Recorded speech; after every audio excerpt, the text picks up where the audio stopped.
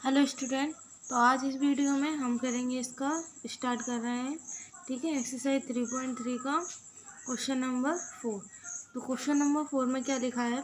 Draw a rough figure of a quadrilateral that is not a parallelogram but has exactly two opposite angle of equal measure. क्या बोल रहा है कि आपको एक ड्रॉ करना है एक फिगर को जो क्वाड्रिलेटरल हो, ठीक है, लेकिन वो क्या ना हो, पैरेललोग्राम ना हो, लेकिन उसके जो अपोजिट एंगल है वो कैसे होना चाहिए, इक्वल होना चाहिए, वो भी मेजर में। ठीक है, तो यहाँ देखिए एक क्वाड्रिलेटरल बनाया है इसमें। ठीक है जी, ABCD एक क्वाड्रिलेटरल है जिसमें अपोजिट एंगल कैसे हैं, सेम मेजरमेंट के हैं। ठीक है, और ये जो है ना JBC में, तो इनमें हम क्या लिखेंगे, इधर लिखेंगे angle B equal angle D। ठीक है, एंगल B इक्वल है एंगल D के in the given figure, in the given figure जो दिया है। ठीक है, फिर लिखेंगे क्वाड्रिलेटरल ABCD, जो पूरा क्वाड्रिलेटरल एक ABCD है, is not a parallelogram.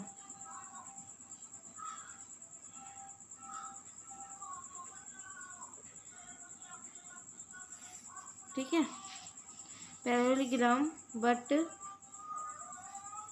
Uh kite. क्या है जी? काइट है, काइट जैसा दिखता है।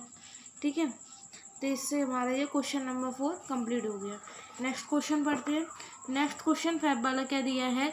The measure of two adjacent angle of a parallelogram are in the ratio 3:2। Find the measure of each of the angle are of a parallelogram.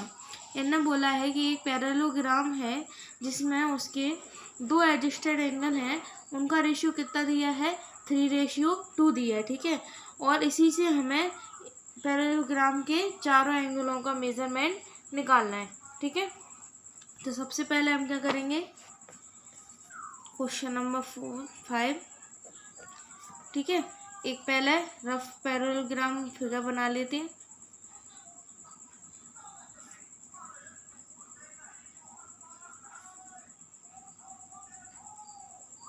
ये बना लिया हमने, इसको नाम देते हैं ABCD। उन्होंने बोला कि दो एडजस्टेंट एंगल हैं, कौन कौन से हैं? एक 3 है और एक 2 है। 3:2 है ना। तो एक बात याद रखना इसमें कि जब भी ये रेशियो में आते हैं हमें उनकी वैल्यू निकालना होती है, तो उनके संग में हम क्या लगाएंगे? x लगाएंगे। ठीक है, अब हमें पता है कि पैरेललोग्राम में अपोजिट एंगल इक्वल होते हैं, यानी कि B कितना है? 2x है, तो ये भी कितना होगा? 2x, और C कितना होगा? 3x। ठीक है, इधर लिख देते हैं for illustration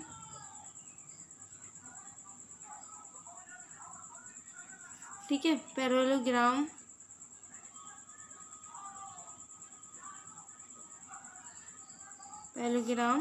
ABCD is drawn। ठीक है,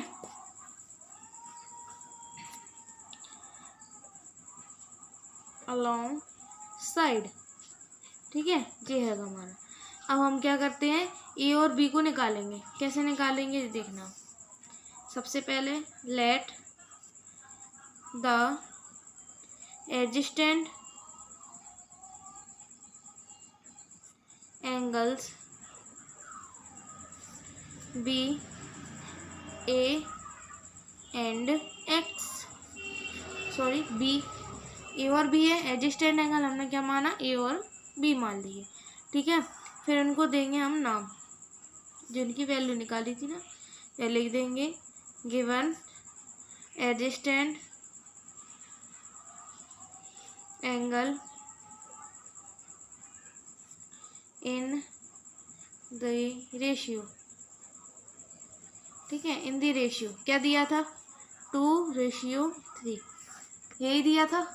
ठीक है, तो अब इसको सॉल्व करेंगे। क्या करेंगे, angle A equal to 3x और angle B equal to 2x, ये हमने इनको दे दिए। ठीक है, इधर 3 था, इधर 2 है।